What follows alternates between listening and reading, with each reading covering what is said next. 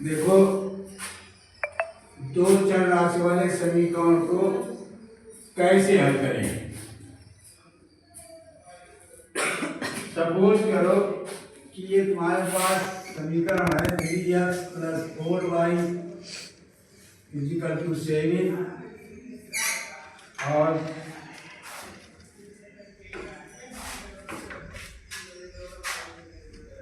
5x - 3y = 8। ये कोई सा भी समीकरण है। अब इसमें दो चर राशियां हैं, चर और अचर। एक चर राशि और अचर राशि।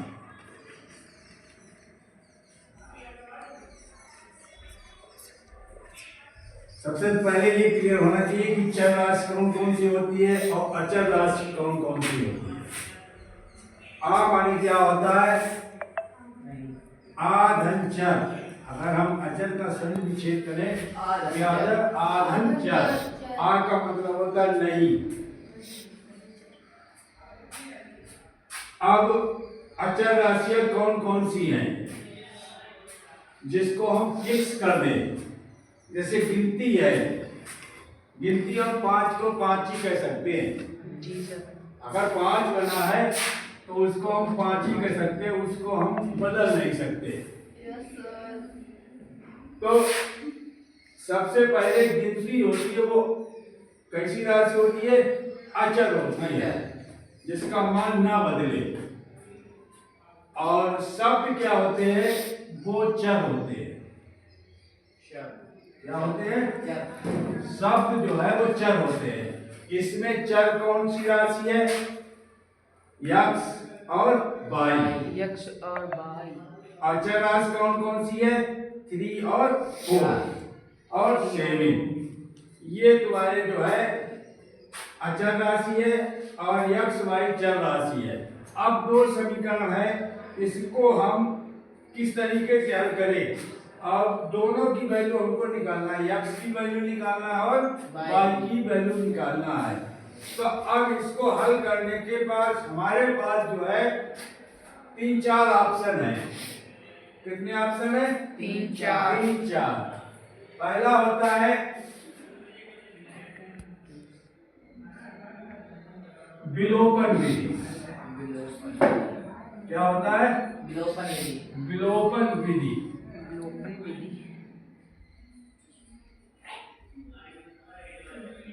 नंबर 1 होता है विलोपन विधि। विलोपन विधि का मतलब क्या है? एक को विलोप कर दिया जाए, एक को छुपा दिया जाए। क्या कर दिया जाए? एक को छुपा दिया जाए। एक को छुपा देने का मतलब है, सबसे पहले इसमें हमारे पास x चर राशि है, इस वाले समीकरण में x चर राशि है, इसमें y चर राशि है, इसमें y चर राशि है। तो या तो हम y को छुपा दें या हम x को छुपा दें। इसका मतलब क्या है? पहले x की वैल्यू हमको 0 में लानी होगी। क्या हम करनी होगी? x की वैल्यू 0 लानी होगी, यानी एक पद हमको खत्म करना है। ये दो पद है, 1 2 3 पद है। इसमें जो है चर और अचर वाले चर, ये चर राशि क्या है? x है और y दो पद है। इस पद में एक पद को हम कैंसिल कर दें, एक पद को हम छुपा दें, तो ये हमारा हो जाएगा विलोपन विधि। कौन सी विधि हो जाएगी? विलोपन विधि। और दूसरी विधि हमारी है प्रतिस्थापन विधि। प्रतिस्थापन विधि यानी ये प्रतिस्थापन, प्रति माने उल्टा, प्रति माने क्या है? उल्टा। यानी यहाँ पर x और y है, किसी एक को हम शिफ्ट कर दे दूसरी तरफ। क्या कर देंगे? किसी एक को हम शिफ्ट कर दे दूसरी तरफ, यानी स्थान बदल दें, चेंज कर दें। अगर स्थान हमने चेंज कर दिया तो ये हमारी कहलाएगी प्रतिस्थापन विधि। प्रतिस्थापन विधि में क्या होता है कि हम x और y किसी को भी जो है हम चेंज कर सकते हैं, दूसरी तरफ ले जा सकते हैं। और तीसरी विधि होती है ग्राफ विधि। क्या होती है? ग्राफ विधि।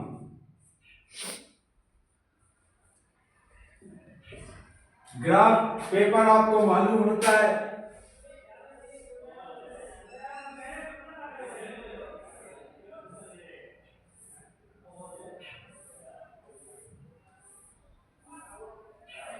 इस तरीके ग्राफ पेपर होता है। अब ग्राफ विधि क्या होती है कि इसमें जो है ये प्रतिस्थापन का ही एक रूप होती है। किसका रूप होती है? प्रतिस्थापन का ही एक रूप होती है। लेकिन इसमें क्या होता है, सिर्फ y को हम चेंज करते हैं। हमारा कोई भी हम एक रेखा खींचेंगे, ये हमारा x अक्ष होता है और ये जो है y अक्ष होता है। तो इसमें हम क्या करते हैं, सिर्फ x को ही हम स्थान बदलते हैं। किसका स्थान बदलते हैं? x का। प्रतिस्थापन विधि में x और y किसी का भी स्थान बदल सकते हैं, सिर्फ इतना ही अंतर है। और इसमें ग्राफ द्वारा हल किया जाएगा और इसमें जो है संख्याओं के अंतर्गत हल किया जाएगा। और चौथी विधि है बज्र गुणन विधि। बज्र गुणन विधि।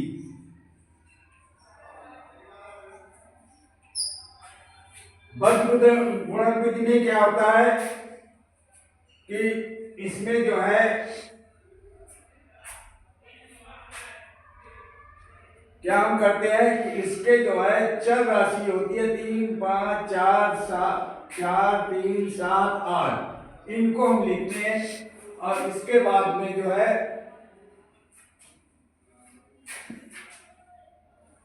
बज्र गुणन विधि थोड़ा सा आसान कर दें कि जैसे यहाँ यक्ष होगा, यक्ष अपान, अब इसके क्या है 3,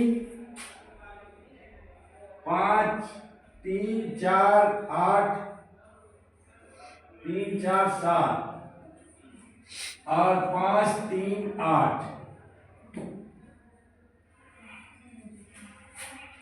इसमें क्या है, यक्ष है तो यक्ष को हम छुपा लेंगे। क्या कर लेंगे? यक्ष को हम छुपा लेंगे। इसका इसमें पहले मल्टीप्लाई करेंगे, माइनस इसका इसमें मल्टीप्लाई करेंगे, यानी कि क्या हो जाएगा 4 में 8 माइनस 3 में 7 इजिकल टू माइनस बाई अपान। ये सबका अलग अलग विधि है, ये सबकी विधि जो है कैसी है, अलग अलग विधि है। कोई क्या करता है, इन सबको पदों को एक तरफ ले जाता है, 7 को भी इधर ले जाएगा, 8 को भी इधर ले जाएगा, उसके बाद करेगा।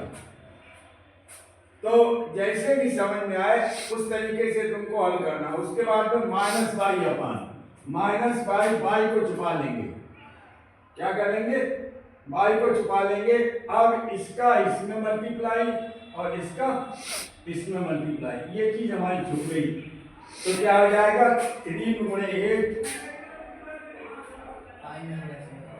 माइनस 5 में 7 इजिकल टू 1 अपान। अब इसको छुपा लेंगे। अब क्या करेंगे, इसका इसमें मल्टीप्लाई और इसका तीर का निशान हमेशा पहले इधर ही रहेगा। अगर ये तीर का निशान भूल गए समझ लो सवाल तुम्हारा गलत हो गया। तो इसका इसमें मल्टीप्लाई और इसका इसमें मल्टीप्लाई, 3 × 3 माइनस 5 × 4। अब ये हमारा पास फर्स्ट हो गया, ये सेकंड हो गया और ये हमारा थर्ड हो गया। अब क्या करेंगे, फर्स्ट और थर्ड को ले लेंगे, taking first and second, first and third. एक तो यहां से x की वैल्यू निकल आएगी, इसकी वैल्यू निकल आएगी, x की वैल्यू निकल आएगी। अब उसके बाद में टेकिंग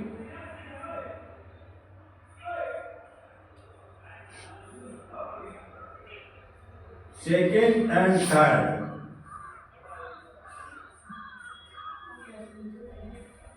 यहाँ से y की वैल्यू निकल आएगी। तो इस तरीके से इस समीकरण को हल करने के लिए हमारे पास क्या विधि है? 4 विधि है। लेकिन अगर ये हमारे इम्तिहान में पूछा जाए कि इस समीकरण को हल कीजिए, समीकरण को हल कीजिए, तो 4 में से किसी भी विधि द्वारा हम हल कर सकते हैं। इन 4 में से जो भी विधि तुमको सरल लगे उस विधि से हल कर सकते हैं। लेकिन अगर ये बोला जाए विलोपन विधि से हल कीजिए, तो हम विलोपन विधि ही लगाएंगे, उसी में नंबर मिलेंगे, बाकी में नंबर नहीं मिलेंगे। अगर प्रतिस्थापन विधि से पूछा गया तो प्रतिस्थापन विधि से ही लगाएंगे, तभी आपको नंबर प्राप्त होंगे। तो अब सबसे पहले अगर इस तरीके का सवाल तुम्हारा आ जाएगा कि 3x + 4y =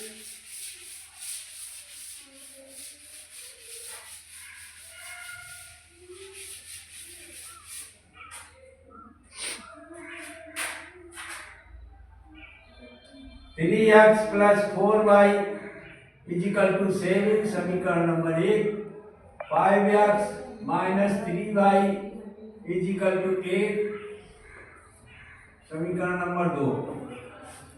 विलोपन विधि द्वारा हल कीजिए।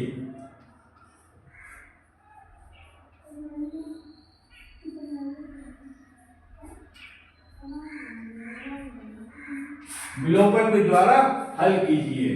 तो अब इसमें सबसे पहले हम क्या करेंगे कि समीकरण हम दोनों को लिख लेंगे फिर से।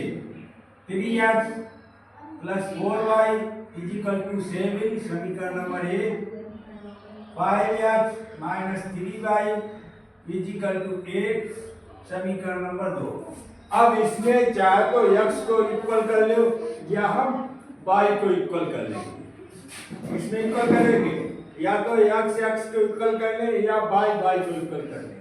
अगर x को इक्वल करेंगे तो 5 का इसमें मल्टीप्लाई, 3 का इसमें मल्टीप्लाई, यहाँ भी 15 हो जाएगा, यहाँ भी 15 हो जाएगा। ठीक, तो अगर हम करते हैं कि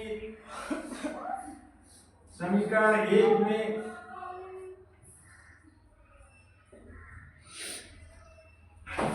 एक में 5 का गुणा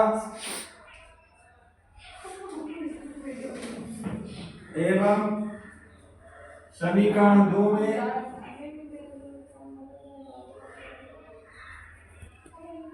3 का गुणा करने पर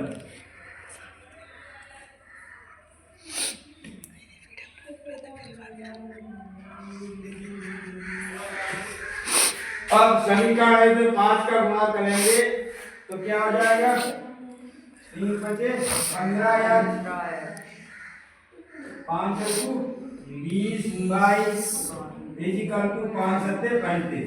इस समीकरण का नंबर बदल जाएगा। समीकरण नंबर कितना हो जाएगा? 3। अब समीकरण 2 में 3 का गुणा करेंगे।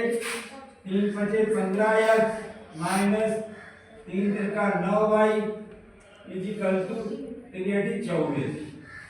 समीकरण नंबर ये तुम्हारा 4 हो गया। अब यहाँ पर x की वैल्यू बराबर हो गई, लेकिन यहाँ पर चिन्ह भी समान है। क्या समान है? चिन्ह भी समान है। तो हम यहाँ पर लिखेंगे घटाने पर। क्या करेंगे? घटाने पर। अब नीचे वाले चिन्ह हम चेंज कर देंगे। यहाँ पर धन का चिन्ह है तो क्या हो जाएगा? ऋण का। यहाँ पर ऋण का चिन्ह है तो क्या हो जाएगा? धन का। यहाँ पर धन का चिन्ह है तो क्या हो जाएगा? ऋण का। अब इसमें इसको घटाएंगे तो क्या हो जाएगा? 0। अब ये भी धन का, ये भी धन का है, तो 20 और 9 कितना हो गया? 29y = 35 में से 24 गए, कितने में से? 11। अब यहाँ से y कितना हो जाएगा? 11/29। ये हमारा पहला जो है y की वैल्यू हमारी निकल आई। किसकी वैल्यू निकल आई? y की वैल्यू। अब y की वैल्यू समीकरण नंबर 1 में रखते, या समीकरण नंबर 2 में रख दे, वहां से x की वैल्यू हमारी निकल आएगी। अब अगर y का मान समीकरण 1 या 2 में रखने पर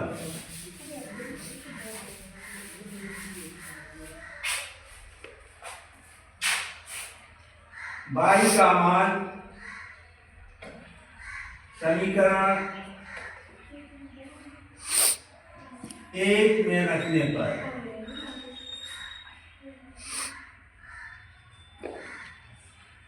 तो सबसे पहले हम समीकरण लिखेंगे 3x + 4y = 7।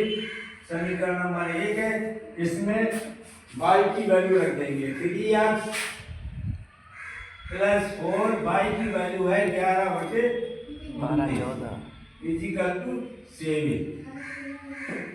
3x प्लस आप देखो 4 ये ऊपर है, 4 का मतलब है इसका हमने पहले बताया था 4 का मतलब 4/1, ऊपर का गुणा नीचे का गुणा 11/44/29 = 7।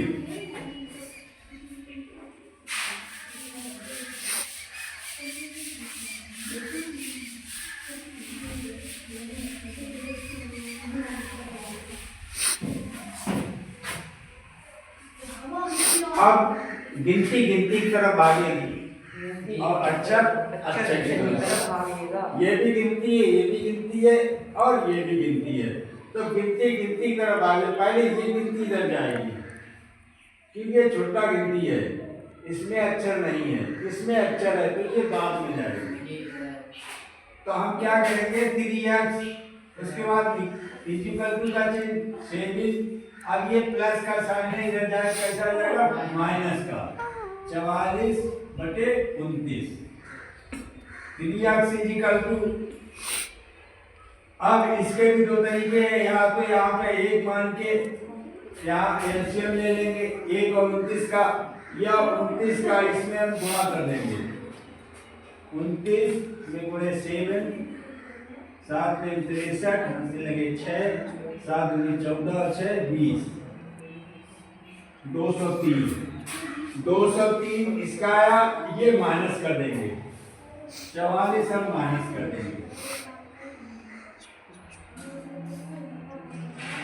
यहाँ 3 में 4 जाएगी नहीं, यहाँ से जाएगा 13 में 4 गया 9, यहाँ बचा 9 में से 4 गया 5, और यहाँ बचा 159/29। इसका इसमें मल्टीप्लाई करेंगे, ये प्लस होगा तो जोड़ देंगे, माइनस होगा तो घटा देंगे, बटे जितना भी नीचे लिखा होगा उसको हम लिख देंगे। अब यहाँ पर देखो ये गुणा है, गुणा बराबर के दूसरी तरफ जाएगा तो क्या आ जाएगा भाग हो जाएगा। x = 159/29 में भाग 3। और जब भाग को गुणे बदलते हैं तो संख्या हमारी पलट जाएगी, 3 का मतलब 3/1।